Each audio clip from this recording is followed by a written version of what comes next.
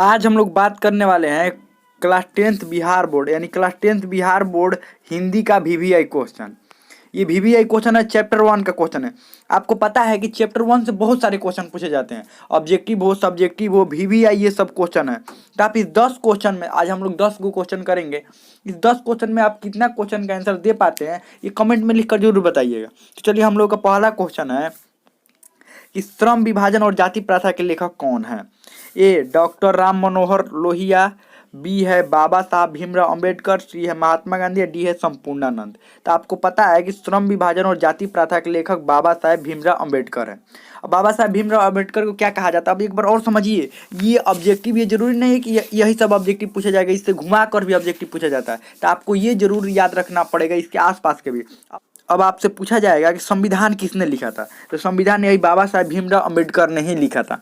अब इनका जन्म कहाँ हुआ था, तो जन्म मध्य प्रदेश में हुआ था। कहाँ हुआ था, मध्य प्रदेश में। अब मध्य प्रदेश का नाम मध्य प्रदेश क्यों है, आपको पता है?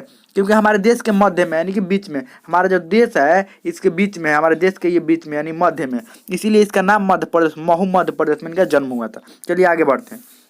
डॉक्टर अंबेडकर के पिता का क्या नाम था, यानी इनके पिता का क्या नाम था। ए रामदेव सकपाल, बी रामजी सकपाल, और सी रामकिशन सकपाल, और डी राधे सकपाल। तो ये रामजी सकपाल इनका नाम था। क्या नाम था इनके पिताजी का नाम, रामजी सकपाल।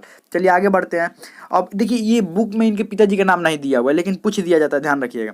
अगला है आधुनिक सभ्य समाज, और अगला है कि आधुनिक सभ्य समाज कार्य कुशलता के लिए किसी आवश्यक मानता है। आधुनिक जो सभ्य समाज है वो कार्य कुशलता के लिए किसी आवश्यक मानता है। ये श्रम विभाजन, बी धन विभाजन, सी जन विभाजन, और डी जाति विभाजन। तो ये जो आधुनिक सभ्य समाज है वो श्रम विभाजन को आवश्यक मानता है। इसका आंसर क्या हो जाएगा, श्रम विभाजन। चलिए आगे बढ़ते हैं। अगला है जाति प्रथा भारत में बेरोजगारी का एक कारण बनी हुई है। देखिए, खाली स्थान भी दे दिया जाता है, ध्यान रखिएगा। 4 गो में से आपको चुनना पड़ेगा। प्रत्यक्ष, बी प्रमुख, सी ए और बी दोनों, और डी इनमें से कोई नहीं। तो ये दोनों होगा। ये क्या होगा, दोनों होगा। तो इसका आंसर क्या हो जाएगा, सी ए और बी दोनों। इसका आंसर क्या हो जाएगा, सी ए और बी दोनों। तो चलिए आगे बढ़ते हैं। आप कमेंट में लिखकर जरूर बताइएगा कि आपने इसमें कितना क्वेश्चन का आंसर बताया है। चलिए अगला क्वेश्चन है, मुख्य नायक कौन क्या है, इसमें से मुख्य नायक क्या है। अखबार, पत्रिका, पुस्तक या कहानी संग्रह। तो इसमें से होगा पत्रिका, ध्यान रखिएगा। मुख्य नायक किसको माना जाता है, पत्रिका को। नायक का मतलब हीरो होता है, ध्यान रखिएगा। अगला क्वेश्चन है, डॉक्टर भीमराव अंबेडकर की मृत्यु कब और कहाँ हुई। ए 1956 दिल्ली, देखिए जगह का भी नाम बताना है। ए 1956 दिल्ली, बी मध्य प्रदेश, और सी वाराणसी, और डी बिहार। तो ये कब हुआ था, ये दिल्ली में हुआ था। कब हुआ था, दिल्ली में 1956 में दिल्ली में हुआ था, ध्यान रखिएगा। 1956 दिल्ली में हुआ था। 1956 दिल्ली में इनकी मृत्यु हुई थी। चलिए आगे बढ़ते हैं। अगला है, डॉक्टर भीमराव अंबेडकर का जन्म कब हुआ था।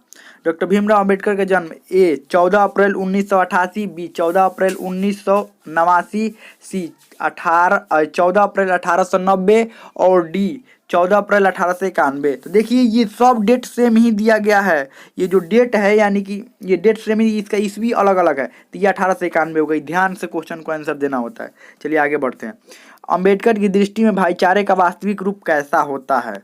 ये किताब में भी लिखा हुआ है, ध्यान रखिएगा। ये किताब में भी लिखा है, दूध और शक्कर के मिश्रण की तरह, दूध और पानी के मिश्रण की तरह, तिल और तरुल के मिश्रण की तरह, या पानी और नमक के मिश्रण की तरह। तो ये दूध और पानी का दूध और पानी का मिश्रण की तरह, क्योंकि दूध और पानी जब मिल जाता है तो दोनों पता नहीं चलता है कि दूध है कि पानी है।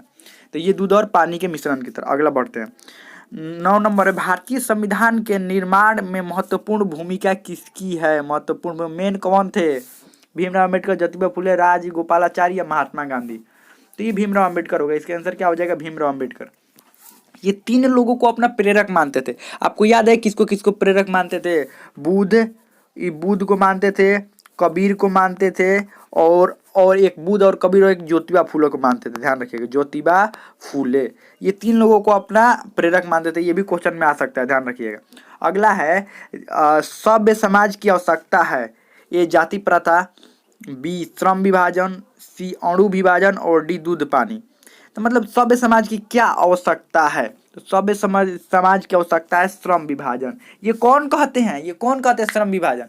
ये जातिवाद के समर्थक कहते हैं। तो हमें लगता है समझ में आ गया होगा। आपको इसमें से कितना क्वेश्चन का आंसर याद था, कितना क्वेश्चन का आंसर नहीं आता, ये कमेंट में लिखकर जरूर बताइएगा।